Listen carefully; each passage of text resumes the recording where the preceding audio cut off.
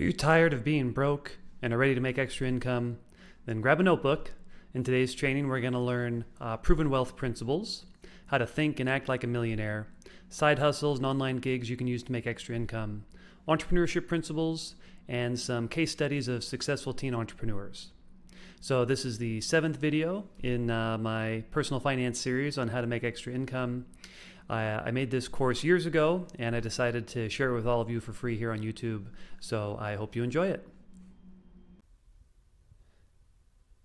It's once again time for the family treasure chest. I hope you guys are excited, because today we're going to talk about increasing your income, a topic I know you all are interested in.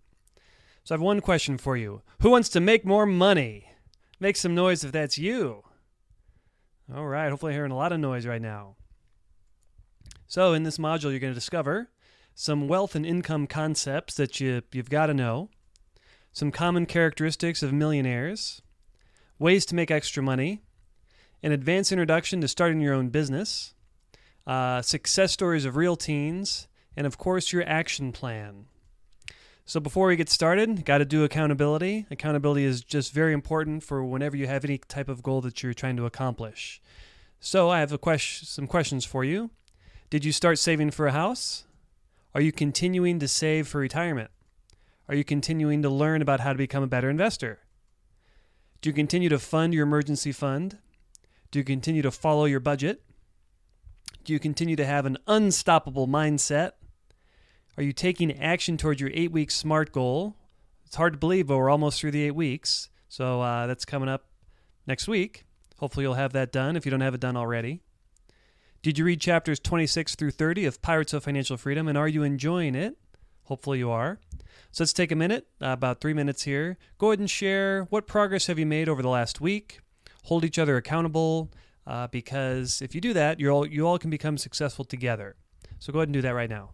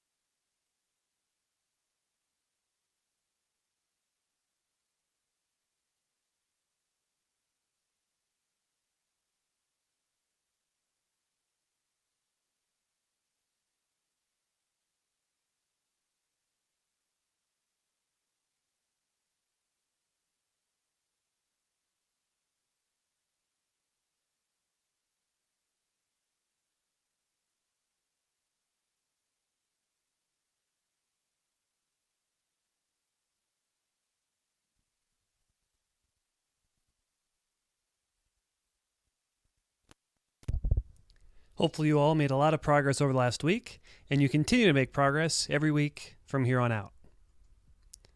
We're going to be talking about money and income. Obviously, I guarantee nothing in terms of what you can actually make, but there's lots of potential out there. All right, let's talk about some wealth principles you want to make sure that you know. First, do you know the difference between wealth and income? So let's talk about income first. A lot of you are familiar with that. It's basically how much money you make. So you might make $40,000 a year, $100,000 a year, millions of dollars a year, $20,000 a year. Basically, that's the income that you have. Basically your paycheck. Wealth is one way to think about it would be is what you have in the bank, right? How much money do you have in the bank? How much money do you have in your brokerage account where your stocks and your bonds are? How much do you have in your 401k? That's wealth. Now, oftentimes these two relate. The more income you have, the more wealth you have. But it doesn't have to be that way. You could have lots of income, millions of dollars a year, but be in debt and have negative wealth. Or you could be worth $1 million, but only make $20,000 a year because you've been saving it for such a long time. So you want to focus on both. You want to maximize both your wealth and your income. What can happen is people start making a lot of income, but then they don't save and build their wealth at the same time. You want to make sure both of them are moving up at the same time. So what is net worth? Net worth is how much wealth you have minus your debt. So let's say you have a home that's worth $200,000 and you have a mortgage that's $100,000. So you have a $200,000 house, but you have a $100,000 mortgage against it, so you have to subtract it. So $200,000 minus $100,000 equals $100,000. So that you have, in terms of your home, you have a net worth in terms of your home of $100,000. Right? Then you're going to want to add up all your assets. So your car, your bank account, your 401k, all that stuff, and then minus any debt that you have. So minus the car loan, minus your credit card debt, minus your student loans, etc. And then whatever that number is your net worth. So hopefully that makes sense. Some people in real estate say, "Oh, I own $5 million worth of homes," but they don't tell you that they also have $4 million worth of mortgages and debt, right? So they make it sound like they're worth $5 million, but in reality, their net worth is only $1 million. Still, that's a lot of money, but I'm just saying you have to look at both the assets and the liabilities. So what is a millionaire? A millionaire is someone who has a net worth of over $1 million. That's basically what a millionaire is. And that's a goal that you all should shoot for. Next, what is passive income? A lot of people want passive income, meaning money comes in and you don't have to do anything for it. That's kind of the dream, right? And you're like, well, how does that happen? Well, here are some examples of passive income. Portfolio interest is one of the main ones. So for example, let's say you're retired and you have $1 million in a brokerage account and it earns interest, right? So you're getting interest from dividends from your stocks, you're getting interest from bonds that you own, things like that. And let's say it spits off, call it 3% per year. So on that $1 million, you're making $30,000 of passive income because you don't have to do anything for it. It's just passive. So that's a very popular example. Another is real estate. Some people consider real estate passive income. So let's say you own a couple rental properties. That rental income comes to you. You don't have to do that much work. I mean, you have to do some work, right? You have to make sure that the tenants are there. You have to fix toilets. You have to keep up maintenance and things like that. So if you want to make it more passive, you can hire a management company to run those homes for you, right? So they're going to deal with all that stuff. They're going to make sure there are tenants there. They're going to fix any maintenance issues. And then it is kind of like passive income because the management company basically just sends you a check and it's great. You don't have to do that much work. Of course, you have to pay the management company, so your income is less, but you really don't have to do that much work. So that's an example of passive income. Next would be e-commerce. Let's say that you've put together a video course or an ebook or some sort of product that you're selling online where you don't have to actually physically deliver it. It can be automatically delivered.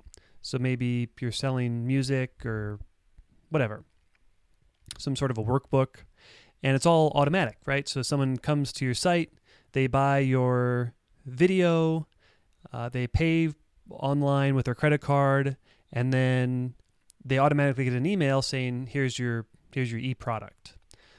So that's passive. In theory, right? I mean, basically that's how you make money when you sleep, which is great. In reality, though, there's always work involved, usually, right? You're going to have to deal with customer service questions. You're going to have to make sure you get traffic to the site. So it's a good idea in theory, but in reality, you actually have to do quite a bit of work, even if you have this passive internet vehicle set up, unless you hire someone to do that for you, and then it does become passive income.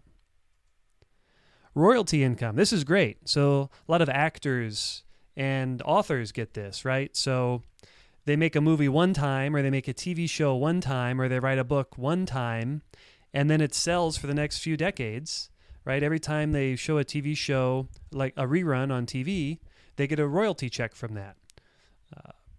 Or every time they sell a book, even though they wrote the book 10 years ago, they still get those royalty checks coming in, and they literally have to do nothing for it. So that's great passive income. A patent or license income. This is great income too. So let's say you come up with an invention. You'll see this on Shark Tank sometimes. Let's say you come up with an invention, you license that patent that you have to a company, and every time that company uses your technology or your invention or your patent, they pay you money. So you don't have to do anything, but you still get these royalty, I'm not sure what they're technically called, but you get these checks in the mail every month or every quarter or however you set it up because someone else is using your intellectual property. So that's very cool too. A business. So usually you have to work really hard at a business. It's not passive income. But there's a way that you could get it to become passive income, right? Let's say you work on your business for 5 years, everything's running fine, then you just hire people to run it for you, right? You become like a silent partner in the background. You become kind of like the chairman of the company, but you hire a CEO to run it for you, and you just tell them, you run it, I don't want to deal with it anymore. And now that is kind of like passive income. Someone else is running it for you, you still get a check every month. So those are ideas of passive income. So what is financial freedom? Right, there's a couple different definitions. Some people use financial freedom in the way of, let's say you have a business on the side or a side hustle, and once that business is generating enough income for you to pay your bills, then you can quit your job, and because you don't need a job anymore, your business is providing income for you, they define that as financial freedom. And that is a definition of financial freedom. My definition of financial freedom is when your passive income exceeds your expenses. Okay, so once you have all this money coming in that you literally have to do nothing for, and that money is enough to make sure all your bills are paid, then that is financial freedom. Literally, you can just sit and watch TV all day, do nothing, and all your bills are going to be paid. That for me is true financial freedom. And there's a couple ways you can look at that, right? So you either can have a very frugal lifestyle and not spend much money, so you don't need much money to achieve that financial freedom. Or if you want a luxurious lifestyle, then you're going to have a ton of passive income in order to meet that definition for financial freedom. So it really depends which way you want to do it. Some things to know about money. Money isn't guaranteed to make you happy. I'm sure you've heard this before, but it's true. There's a lot of very unhappy, miserable millionaires there. Okay, so in my opinion, it's better to be, let's see here. Well, if you're thinking the money's going to make you happy, it's not guaranteed to do so, but I'd still rather have money than not have money, right? So I think that makes a lot of sense. But just make sure that if your goal is happiness, you need more than just money to accomplish that. In fact, I think there was a study done that said once you make more than $70,000 a year, more money doesn't mean more happiness. Now, if you go from, let's say you're making $20,000 a year and then you make $40,000 a year, up to a point it will make you happier. Money will actually make you happier up until about that $70,000 a year mark, and then the incremental money just doesn't make that much of a difference. The secret to wealth. Would you like to know the secret to wealth? Would you like to know the secret? All right, here's the secret. It's not about how much money you make. It's about how much money you save. Because remember, we're not talking about income, we're talking about wealth. So even if you don't make that much money in terms of income, if you're saving 20% of whatever you make, if you let that compound over a couple decades, that's going to turn into a substantial amount of wealth. So it's not about how much money you make. Remember how I said there's lots of millionaires who declare bankruptcy. So clearly income wasn't a problem for them. It was the wealth side that got them in trouble. They just weren't saving enough money, or they got into too much debt.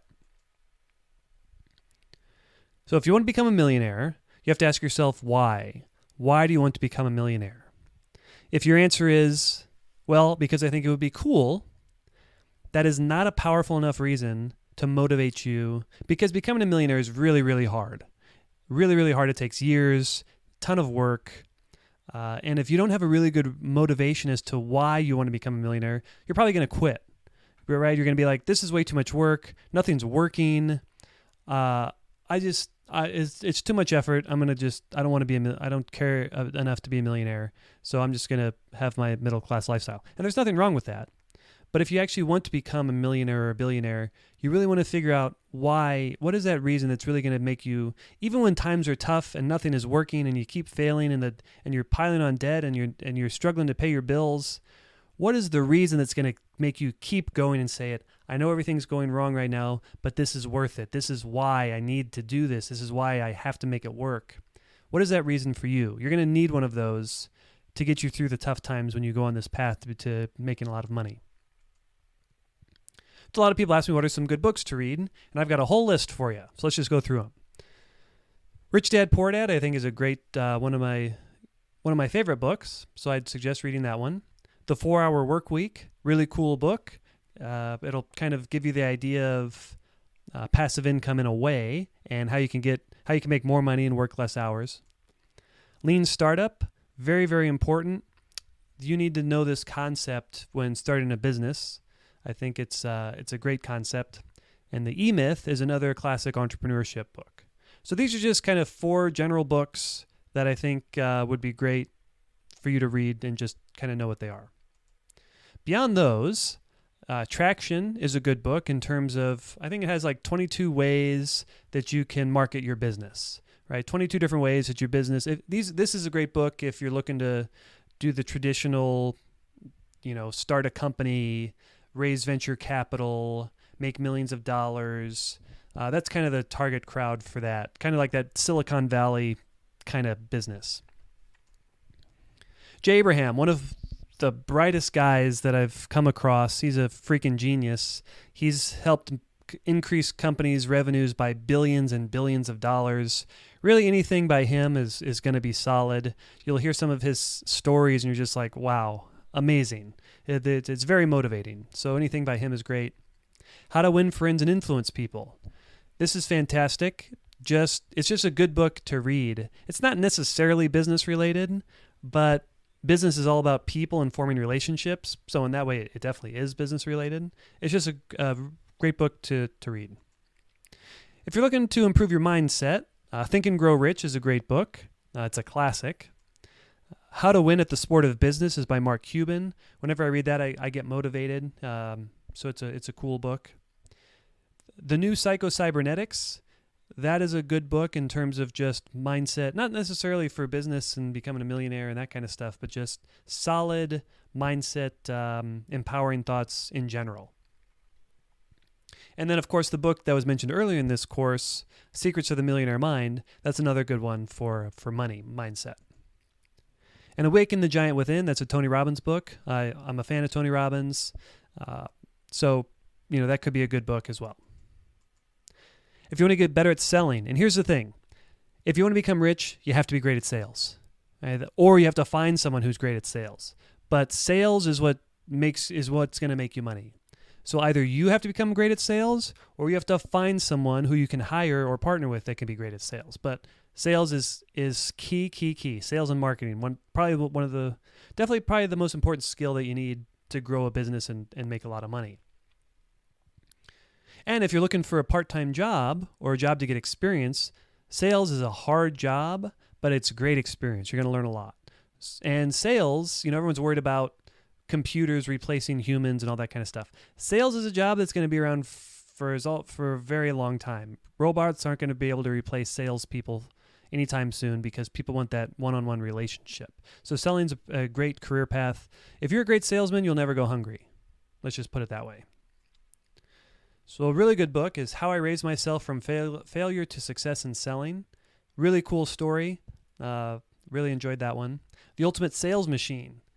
Very, very good book. You're going to learn a lot about selling from that. In terms of just cool biographies, Elon Musk, he's my favorite entrepreneur. I mean, just an amazing person. I enjoyed his biography. The Steve Jobs biography, very cool. And The Everything Store, which is about Jeff Bezos and Amazon, another great book. If you want to learn about internet marketing, which is the sexiest kind of thing you can get into right now, it's just very, very exciting. .com Secrets by Russell Brunson and Launch by Jeff Walker. Those are two books that could change your life.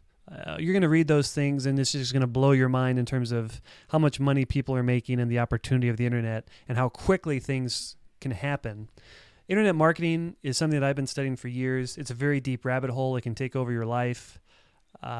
So you've been warned, okay? But I think it's totally worth it. It's very exciting. It's a very exciting place to be. So you may be wondering, okay, Joey, you gave me a nice list of books. Like, should I read one of them, two of them?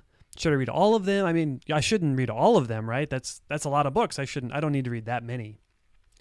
If that's what you're thinking, my answer is yes, you need to read all those books and more. Okay, becoming a millionaire, it's not a joke. It's not a game. It's serious. It's a lot of hard work. You have to become smarter and better than 95% of the other people out there. You need every competitive advantage you can get. Yes, you need to read all those books and 5 times more. I've read over 100 business books. Okay, so yeah, you never stop learning. You never stop reading because you always have to get to the next level. And if you don't believe me, Thomas Corley, he studied the rich for 5 years. He studied a couple hundred millionaires, right? And he just studied them for 5 years to see what their common characteristics were. And he has a whole list, which we're going to go through. But here's the one that I want to point out. 85% of them read a minimum of 2 books a month. Okay, I think the average person maybe reads a book a year in America. Millionaires read a minimum of 2 per month. So do you see the difference? And they're reading business books, right? They're not reading romance novels or anything, right? They're reading, biographies of wealthy people, business books, things like that, or things that can improve their skills.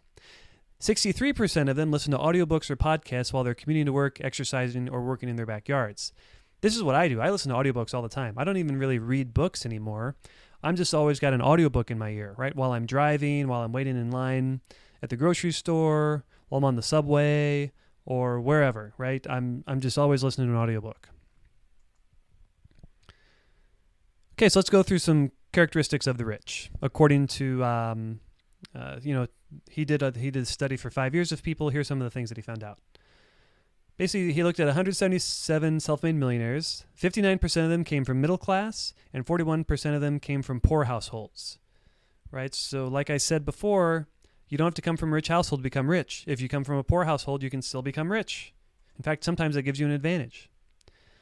They have a defined purpose in life. So 80% of the self-made millionaires pursued some major purpose in their life, right? They figured out what was that dream or vision that they're chasing, and they never quit. In fact, many said that they would never quit on their dream, even if it meant bankruptcy or divorce, right? They were willing to get divorced or go bankrupt to pursue their dream and see it through. That's why you need to have that purpose. You need to have that passion. That's like no matter what, you're gonna succeed. That's the kind of mindset that you need to have, and that's the kind of goal that you want to have. They have multiple streams of income. 65% of the millionaires had at least 3 income streams. They take calculated risk, right? They take risks when opportunities come up. And 94% of the rich don't gamble because that just requires random luck, right? So these rich didn't get rich by buying lottery tickets. Okay, it's just it's a sure way to lose money. They're optimistic and enthusiastic about life. 71% of the self-made millionaires in his study were optimistic about life. They believed in themselves. They were enthusiastic, and that optimism infected everyone around them. and they actually became magnets for other success-minded people. So if you're an optimistic person, you attract other optimistic, successful people. That's going to improve your network, and it's going to help you make more money, right? They say the rich get richer. There's a lot of reasons for that. But one of the reasons is that they surround themselves with other successful people. They control their thoughts and their emotions. 81% of the rich make a habit of controlling their thoughts and emotions. Most people are reactive, right? They let their emotions control them. That's not how the rich act.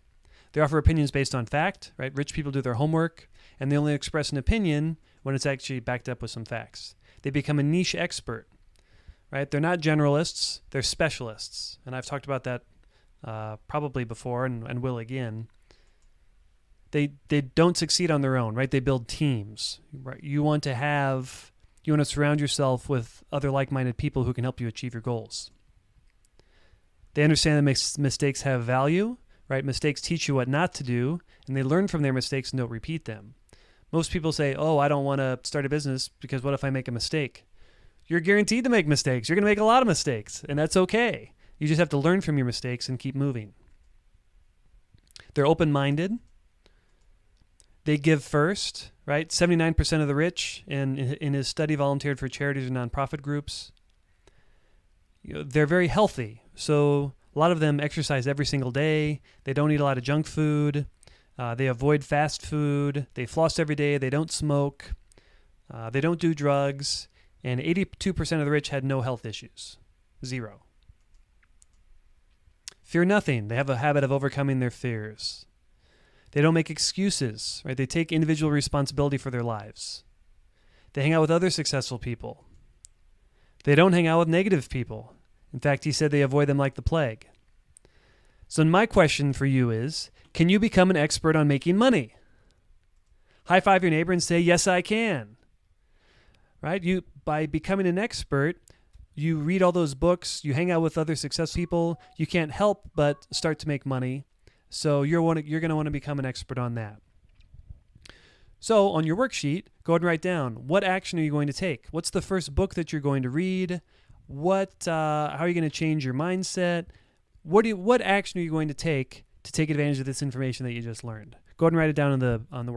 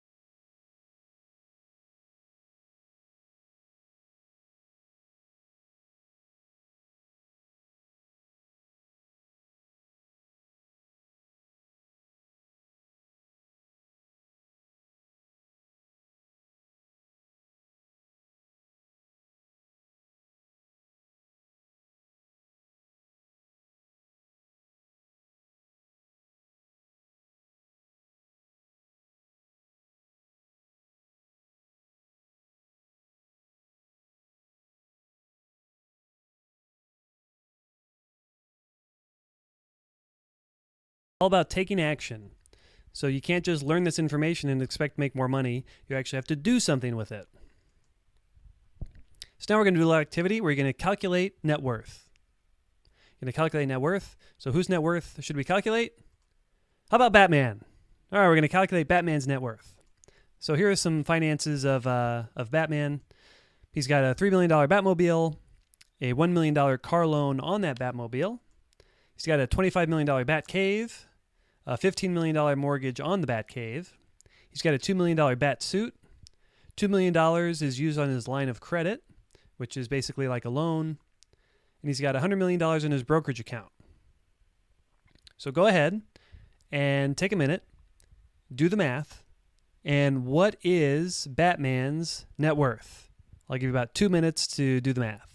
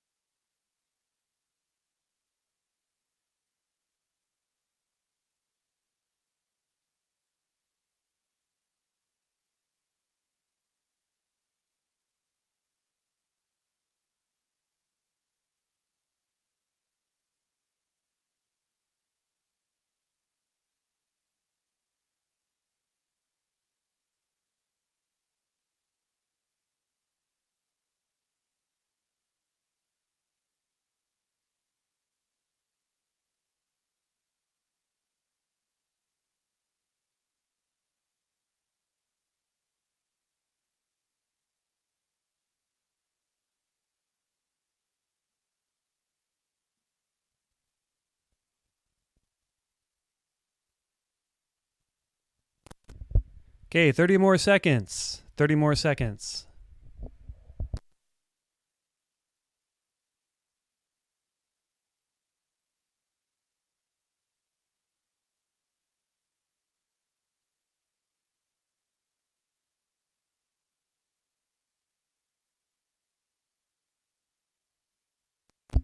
All right, 5 more seconds. All right, do you have your answer? Are you ready to see? All right, let's take a look here. Oh, he also has a $1 million utility belt. I guess you need to add that into your equation. Okay, so he's got the $100 million brokerage account, which is an asset. All the things in green are assets, and all the things in red are liabilities. So you've got the brokerage account, the bat cave, the Batmobile, the bat suit, the utility belt, then the mortgage, the line of credit, and the loan. So you add up all the stuff in green, subtract the stuff in red, and you've got $113 million net worth. Okay, not bad for Batman. Step 2, how to make some extra money. Let's talk about this. These are simple strategies that you can do. So let's go through those. Getting a part-time job. And if you need money, entrepreneurship is going to take you a long time. But if you need quick cash, getting a part-time job, that's tough to beat. Get a raise at work. If you already have a job, there's lots of strategies on how you can get a raise at work. Just go to Google and type it in and see a lot of these strategies. I'm not going to go over that in this module, but getting a raise at work is a nice, quick way to make some extra money. Starting a business. This is a long, hard way to make extra money, but the potential is unlimited. Doing a side hustle. A side hustle is kind of like a business, not as elaborate, but it's kind of like a mini business on the side. So a side hustle is you have your full-time job, and then you start a business on the side. And there's a whole culture around side hustles, and it's pretty exciting. Okay, so ways to make some extra money. Getting the paper out, babysitting, mowing lawns, shoveling snow. You can be a pet sitter. You can walk dogs. You can house sit. You can wash cars, paint homes. So these are all pretty straightforward, simple ways that you can make some extra money. All these things can actually turn into a business at some point. So don't say like, oh, I'm never going to make a lot of money doing those types of things. I'm going to tell you a story later where you actually can make a decent amount of money doing some of these things. So those are some ideas. If you want to make some money online, let's talk about some of these ways. Etsy. Etsy is a very popular site. You can sell your crafts on there. People make, good side income selling their crafts on Etsy. So that's one way that you can become successful, making some extra money. 99 Designs. 99 Designs is basically if you want to learn computer graphics. So if you want to design book covers or designing websites or designing logos, things like that, you can earn extra money by helping people design their stuff. And if they choose you, you can make, a few $100s per project. So, or depending on the different levels. Fiverr. People will pay you $5 for random stuff. At least $5. I've hired lots of people on Fiverr before, and I usually pay them a lot more than $5. So you can go to Fiverr, look around, see what everyone else is making money doing, and then you can do something similar, right? I've paid people on Fiverr to read my book, right? So I paid some people money just to read my book and give me their feedback. Or I paid some people to listen to people who are experts at music, listen to some of my music and give me feedback on it. Or I've paid people on Fiverr to design a logo for me. Or there's all kinds of stuff. Upwork is another similar thing. Upwork is a little more professional caliber, so you need to be a little more polished and experienced for Upwork. But you can hire all kinds of people on Upwork to do all kinds of things. Just go look around on the site. There's so many different categories. If you need help, like if I were to go to Upwork, maybe I would hire a copywriter. A copywriter is someone who writes what goes on the website, right, for like a sales page. Or maybe I would hire someone to help me become a better salesperson. They'd coach me for that. A lot of business things, but a lot of non-business things too are on Upwork. Shutterstock. Let's say you're a photographer. You can put your photography up on a site like Shutterstock, and whenever someone buys it, you get money. You can become a virtual assistant, right? I hired a college student. I paid her like $10 an hour virtually, right? She was in a different state than I was to do some random work for me, and she got paid to work from home. So you can become a virtual assistant as well. At least I think. You have to check the age requirements. I'm not sure what some of those sites are, but becoming a virtual assistant is something that you might be able to do. And, with these, there are definitely dozens, maybe hundreds of these types of sites. So go out and see what's out there. What skill do you have that maybe you can monetize? Something that you enjoy to do, right? So let's look at some simple businesses. Landscaping. I mean, if you go to a wealthy neighborhood and you have to be good at landscaping, right? So maybe the first step is you have to learn how to be good at it and you practice. But once you're good, landscaping is it's expensive to hire a landscaper. So your competitive advantage is that you're cheaper. And maybe your competitive advantage is you do a better job or you specialize in something that other people don't, right? You always have to differentiate yourself when it comes to business. So figure out what your differentiator is, and then you can compete. Hanging Christmas lights. This is a good business. People pay a lot of money to not have to get up on the roof in the cold to hang Christmas lights. And then the way you can make this business even better to get that recurring revenue is you store the lights, you rent a storage facility, you store their lights for them in the storage facility so that they don't have to deal with it. And then you charge them a monthly fee throughout the year. Because usually Christmas lights is a seasonal business. You're only going to make money during Christmas. But if they're paying for storage, if they're paying you for storage for the Christmas lights, you get paid all year round. Go ahead and look up some quotes on how much your local companies are charging to hang Christmas lights, and you're going to be shocked. You'll be like, I would do that for half the price. And guess what? You can get business if you're charging half what everybody else is charging, and you do a good job, of course. Sell cold stuff when it's hot and hot stuff when it's cold. Real simple business strategy, but have you ever been out in 90-degree weather at some sort of concert and you're like, man, I'd pay $5 for a bottle of cold water right now, or for a slushie, or for an ice cream cone, or whatever. Same thing when it's cold, when it's freezing cold outside. What would people pay for hot chocolate? Right? So that's a pretty simple idea. You can teach stuff, right? You teach something that you already know, or you learn something and you teach it, and then you charge people to come to your event where you teach the thing, or you write a book on it, or you sell a video course like this one, and people pay you money, assuming that you have credibility and all that kind of stuff. You could start a social media marketing business. Okay, and we're going to talk about this a little bit later, but a lot of adults know nothing. They just don't know about social media, right? They have no idea what Snapchat is. They have no idea how to use Instagram, things like that. So you could help adults and business owners use these new social media tools, and they'll pay you money. You can become a tutor. Maybe you're really good at math or social studies or whatever. That's a good business. Parents will hire you to teach their kid to make sure that they get better grades. So tutoring is a nice simple business as you can do. But there's also multi-million-dollar tutoring companies out there. Right? Think about SAT prep and all those types of things. There's good money in tutoring. So my question for you is, can you make extra money? High five your neighbor and say, yes, I can. So out of all those ideas I just listed, which one are you going to investigate? Just pick one or two, write it down on the piece of paper.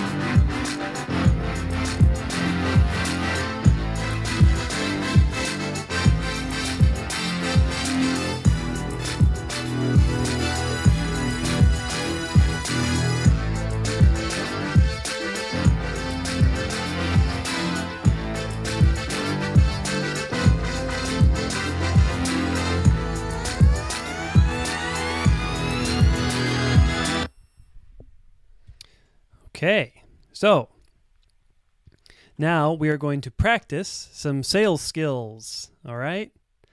So whatever that idea was that you decided that you're going to investigate, we're going to pretend that you're already a confident, successful business owner from one of those ideas that you wrote down. And now you are going to pitch one of your friends or whoever else is in the room. You can take turns, and you're going to try to sell them your service. You're going to tell them why they should hire you, why it's great, what's in it for them, what are the benefits to the customer, right? You're trying to get them to give you money, and they don't really care that much about you. They only care about themselves. So what's in it for them?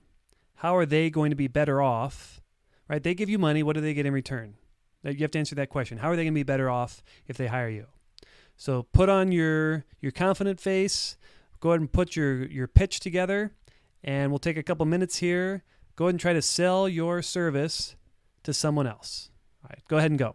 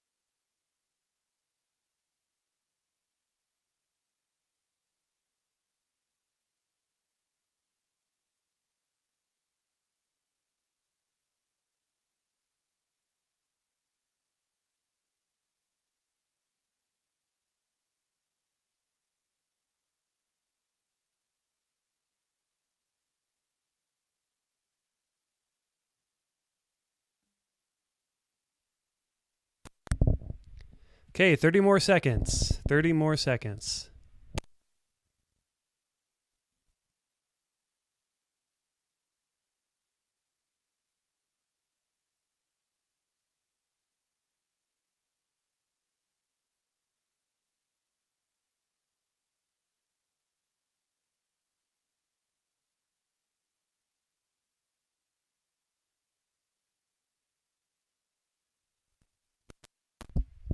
All right, 5 more seconds.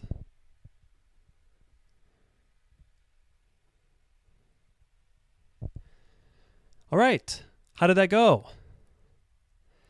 You know, as I said, sales is probably the most important skill you need to grow a successful business. So just keep practicing. You'll get better, right? Okay, next section, starting your own business. Here are some characteristics of a good first business. Low startup costs, right? You could easily spend $100,000 or more starting your business before you've ever made $1 of revenue. That's not a good model for your first business, right? You want something that you can basically start for free, so you don't have all these sunk costs up at the beginning. Recurring revenue. This is so important. So the idea of recurring revenue is, you get paid every single month from someone, or they're going to hire you, repeatedly on a repeated basis. So rather than selling one thing one time, you get them on some sort of recurring payment plan. Like, think about Netflix. Charges, $9 a month. And, the average customer probably stays for years, right? You want something that has that recurring revenue element where where a customer can buy from you multiple times, not just one time. You want to make sure that whatever business you're going into, there's already successful people doing that. That way you can model them and kind of copy what they're doing in a way and then make it your own. If no one else is having success with your idea, it's probably not a good business to go into, because I mean, the likelihood of you being a genius is, not that high. So if no one else is making money doing it, that probably means there's not a demand for it, or someone else has tried it and they failed, or it just didn't happen. So I would start a different business maybe first, and then once you get some money, then you can start that second business once you have some money from the first one.